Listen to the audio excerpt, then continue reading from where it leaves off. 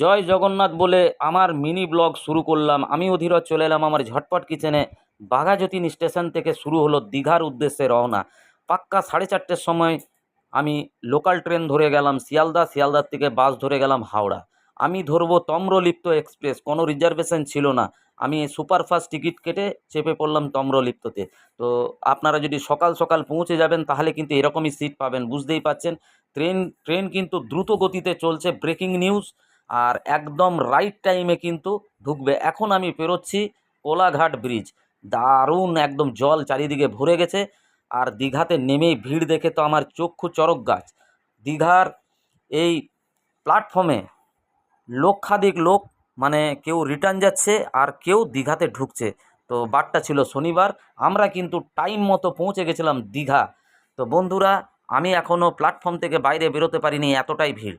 এবারে কিন্তু আমি আস্তে আস্তে বাইরের দিকে বেরোচ্ছি। এখানে কিন্তু প্রচুর টোটো পাবেন।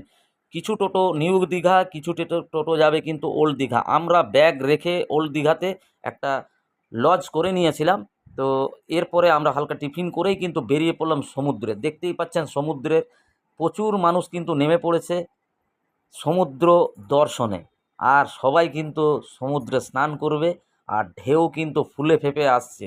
আমি কিন্তু এবারে নামবো, কিন্তু ক্যামেরা ধরার মতো কেউ ছিল না। আমি নিজেই এখন ক্যামেরা করছি, কারণ আমাকে তো দেখাতে হবে আপনাদেরকে যে কী কীভাবে এনজয় করেছি। আর সত্যি বলছি, নিউ দীঘা বলুন, ওল্ড দীঘা বলুন, মোহনা বলুন, তাজপুর বলুন, শঙ্করপুর বলুন, সব তালসারি বলুন, সব কিন্তু দারুণ। তো দারুণ ব্যাপার উপভোগ করবেন। একটু সম্পূর্ণ ভিডিওটা সাথে থাকবেন। জগন্নাথ দেবকেও দর্শন করাবো আমার এই ভিডিওতে। তো বন্ধুরা, আমি কিন্তু নেমে পড়েছিলাম, এক ডুব মেরেই কিন্তু আবার ক্যামেরা ধরা শুরু করেছি। আর এখন কিন্তু চলছে হালকা করে একটা খাওয়া দাওয়া, মানে পেয়ারা মাখা আর আম মাখা। এটা আমি একটা পোস্ট করেছিলাম। আর প্রচুর ঝাল, চোখ দিয়ে আর মুখ দিয়ে দুদিক দিয়ে কিন্তু আমার জল পড়া শুরু হয়ে গেছিলো, কিন্তু কিছু করার নেই। এরপরেই কিন্তু আমি একটা ঠান্ডা জলের বোতল কিনে নেব, কারণ এতটাই ঝাল আমার জল ছাড়া আর কিছু করার উপায় ছিল না। তো আবার কিন্তু আবার সমুদ্রে নেমে পড়লাম। সমুদ্রের জল কিন্তু বারবার করে গায়ে লাগছে।